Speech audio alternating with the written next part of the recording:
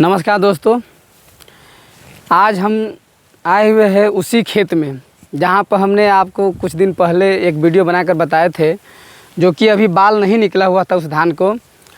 और यही किसान है रामेश्वर जी, इन्हीं के खेत के वीडियो बना के हमने आप सभी को दिखाए थे बाल निकलने से पहले, यानी गाम्हरा की स्थिति में। अब फिर उसी खेत में हम आए हुए सारे हम अपने टीम के साथ, जो कि इस पूर्णिया प्रखंड में लगभग हमारे टीम में 22 लोग काम करते हैं हमारे साथ में। तो 22 में कुछ लोग यहाँ अभी हम लोग मौजूद हैं और सभी आदमी इस खेत को देखने के लिए आए हैं कि जब गाम्हरा स्थिति में वैसा था तो बाल निकलने की स्थिति में कैसा है या किस तरह का बाल निकला हुआ है। तो आप देख सकते हैं लगभग सारे में बाल निकल चुका है। हमने आपको उस समय उस वीडियो में, पिछले वीडियो में बताया ही थे कि ये जो धान है 10 बाई 10 इंच की दूरी पर लगाया गया था और 1 से 2 पेड़ा लाया गया था उस समय। और अब जो है ये 20 से 22 कली दिया हुआ है और 20 से 22 इसमें पौधा निकला हुआ है और 20 से 22 में लगभग सब में ही बाल है। एक भी इसमें न किसी तरह का रोग है न कीट है। और ये बाल आप देख सकते हैं, ये लगभग यानी जो देहाती कहावत है कि 10 बाई 10 इंच की दूरी पर जब धान लगा था तो अब लोग से कह रहा है कि 10 इंच के लगभग 10 इंची से बड़ा ही बाल है। तो लगभग 10 इंची से बड़ा ही होगा। सो थोड़ा इसको आप देखिएगा कि लगभग 1 हाथ कई इंच का है, थोड़ा बता सकते हैं जी? देख लेते हैं नाप कर कई इंच का बाल है। 13 इंच का बाल है। 13 इंच का बाल है। तो अब इससे आप मिला सकते हैं कि जब धान जिस समय किसान लगाए थे तो लोगों ने इनको मजाक उड़ा रहे थे, लोगों ने इनको मजाक में इनको बातों को ले रहे थे कि आपने क्या खेती कर रहे हैं या क्या खेती की है, इस तरह के कहीं खेती हुआ है। अब यही खेत है और वही बगल के किसान हैं जो देखते हैं तो इनको सैल्यूट करते हैं कि आपने जो इस तरह का खेती किए हैं बहुत अच्छा। रामेश्वर जी देख रहे हैं सारे बाल एक ही बार में निकल चुका है। क्या आपने कोई जादू उदू डाले है अपने खेतों में क्या? देखिए, लाइनिंग जो खेती होता है ना, SRI विधि से जी, इसमें इसका वीडियो हम लगभग 3 गो वीडियो बना चुके, चौथा वीडियो आज बन रहा है जी। यानी रोपनी का भी वीडियो बना हुआ था। इसके बाद जो धान हरा भरा हो गया उस समय का वीडियो बना हुआ था। पिछले कुछ दिन पहले गाभा का वीडियो बना हुआ था, उस समय बाल अभी निकल नहीं रहा था। तो हमने सभी दर्शकों से यह बताया। तो जब गाभा के वीडियो बन रहा था उसमें तो हम आए ही थे। हाँ, आप आए थे, मिले थे आपसे। हाँ। वो वीडियो बना था। हाँ। तो हमारे कहने का मतलब उस समय तो गाभा की स्थिति में था।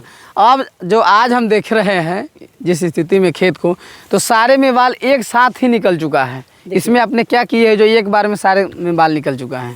सारे में बाल एक साथ निकलने का कारण है, जब जमीन में नमी रहेगा तो सारा बाल एक साथ निकलेगा जी। जमीन में नमी अगर कम रहेगा तो सारा बाल एक साथ नहीं निकलता है, आगे पीछे के 2, 4, 5 रोज 10 रोज बाद करके निकलता है डेढ़ में।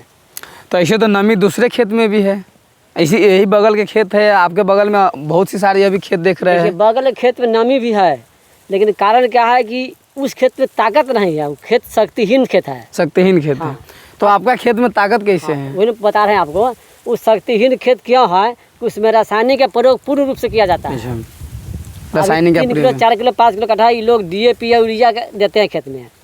वो जो है उसमें का उर्वरा शक्ति छीन हो गया है, उर्वरा शक्ति कमजोर हो गया है। इस चलते उस खेत में बाली एक समान रूप से नहीं। अभी देखिए इस बगल का ही खेत है, यहाँ देखिए हमारे जो साथी किसान जो रोपे लगभग एक ही दिन दोनों किसान का रोपनी हुआ, एक ही दिन हमारा भी रोपनी हुआ, इस खेत में भी रोपनी हुआ। हम एक पौधा लगवाए तो ये किसान हमारा मजाक उड़ा रहे थे। इसमें का जो लेबर था काम करता वो भी मजाक उड़ा रहा था। आज देखिए खेत वही है, बगल का है, एक में लगभग 12 से 13, 14 इंच का बाल है और एक खेत में जो है ये जो अनेरा है वो फूट गया है। जो सोकर है, बाली अभी हाँ जो बाली है शुद्ध जो रोपा हुआ है उसका बाल देखिए लगभग 5 से 6 इंच का है, यानी 5 से 6 इंच का इसका बाली है। क्या मनी होगा इसमें, यानी दोबरी का अंतर है। ये 40 किलो कट्ठा पूरना मुश्किल हो जाएगा। इसी बगल में जो SRI विधि से है वो लगभग 135-40 से 150 किलो तक कट्ठा होने वाला है। यह धान जब गाभा अवस्था में आ गया था, गाम्हरा पर आ गया था, तो हमने इसमें जैविक कीटनाशक का स्प्रे किए। यानी जैविक कीटनाशक का स्प्रे 3 फेज में होना अनिवार्य होता है।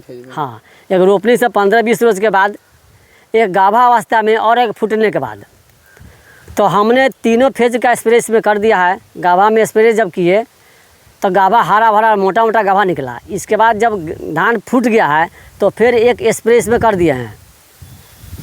एक स्प्रे फूट जैविक कीटनाशक स्प्रे करते हैं। उस पर में इतना ताकत है, वही मैंने पौधा को जितना न्यूट्रिशन हमको चाहिए सारा न्यूट्रिशन उसमें पर्याप्त मात्रा में रहता है।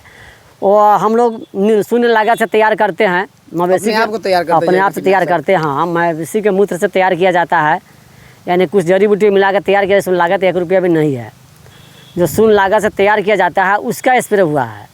उसमें इतना ताकत है कि फसल को बहुत हरा भरा रखता है लास्ट तक, और बाली भी शुद्ध होता है। इसमें का एक एक दाना में, यह बाल जो देख रहे हैं लगभग 13 से 14 इंच का बाल है।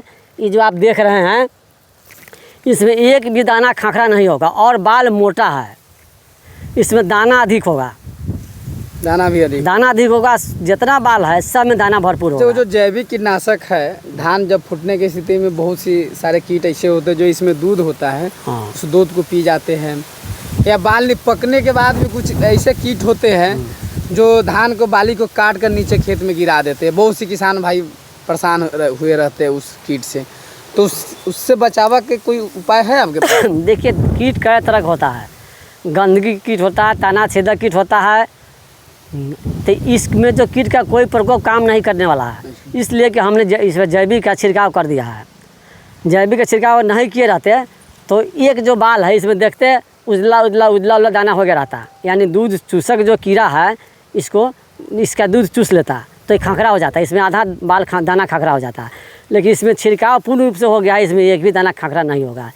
इसलिए आप सभी किसान दर्शकों से मेरा अनुरोध है कि आप लोग भी जैविक कीटनाशक बनावे और इसका स्प्रे करें, यानी जैविक खेती कीजिए और शुद्ध अनाज उपजाइए, स्वस्थ रहिए। किसान रामेश्वर जी, इनका कहना है कि इन्होंने जब इनका गमरा की स्थिति पर धान आए तो एक जैविक कीटनाशक दवा होता है, जो किसान बहुत ही काफ़ी प्रगतिशील किसान हैं। इनसे हम कितने बार मिल चुके हैं। बहुत अनेकों प्रकार के खेती ही करते हैं और रासायनिक दवाइयों का प्रयोग नहीं करते। जहाँ तक वो जैविक खाद और जैविक दवाइयों का ही प्रयोग करते हैं अपने खेतों में। और ये कह रहे हैं कि जो हमारा खेत है, खेत के बल बना हुआ है, और यही जो बगल में खेत है उस खेत में बार बार अनेकों बार यानी रासायनिक दवाइयों का ही प्रयोग किया जाता है, जिसके कारण उस खेत का, उस मिट्टी का बल कम हो गया है। और इनके खेत में सिर्फ जो गोबर का खाद होता है, वर्मी कंपोस्ट या जो जैविक कीटनाशक, वही खाद ये अपना डालते हैं। इसके कारण इनका खेत के शक्ति, उर्वरा शक्ति बना हुआ है। और बाल निकलने के समय जो रासायनिक दवा न करके एक जैविक कीटनाशक होता है, जिसको जैविक कीटनाशक जो गाय भैंस का पेशाब मूत्र या अनेकों प्रकार के फूल पत्तियों से बनते हैं, उन्होंने उसी दवाई का ही स्प्रे किए हैं, जिनका आज रिजल्ट आप खुद देख रहे हैं, जो कि सारे बाल एक ही बार में निकल चुका है।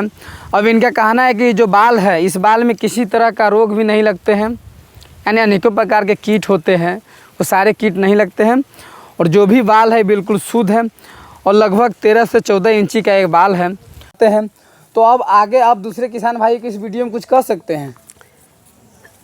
देखिए, हमारा जितना भी किसान भाई इस वीडियो को देखेंगे, सभी भाई से मेरा अनुरोध है, मेरा आग्रह है कि सभी किसान भाई को मैं यह कहना चाहूँगा कि आप लोग किसान भाई वीडियो को पूर्ण रूप से देखिए, आधा अधूरा नहीं देखिए। वीडियो को शुरू से अंत तक देखिए और इस टेक्निकल विधि को अपनाइए। आप लोग को भी कम खर्चा में अधिक मुनाफा होगा। हम लोग खेती करते आ रहे हैं, खेती में अधिकांश खर्च करते हैं, रासायनिक दवा का प्रयोग करते हैं, रासायनिक खाद का प्रयोग करते हैं। खेत हमारा बंजर हो रहा है, खेत की उर्वरा शक्ति छीन हो रही है। रासायनिक दवाई खाद का प्रयोग करने से खेत बंजर होते जा रहा है, खेत बंजर हो जाता है, यानी खेत की उर्वरा शक्ति छीन हो रहा है। मिट्टी हमारा जो है कहते हैं दूषित होते जा रही है। इसका प्रभाव हम लोग को, आम जनता को भी ऊपर भी पड़ता है, माल मवेशी के ऊपर भी पड़ रहा है। तो हम सभी किसान भाई से यह कहेंगे कि आप लोग भी जैविक खेती कीजिए और शुद्ध अन्न उपजाइए और क्वालिटी पूर्ण अन्न उपजाइए, जिसका मार्केट में दाम भी है और कमाल का फसल भी होता है। जो भी किसान देखेगा उस सब आदमी आगे भी आकर्षित होगा कि हम भी इस ढंग से खेती करें। तो थैंक यू, धन्यवाद।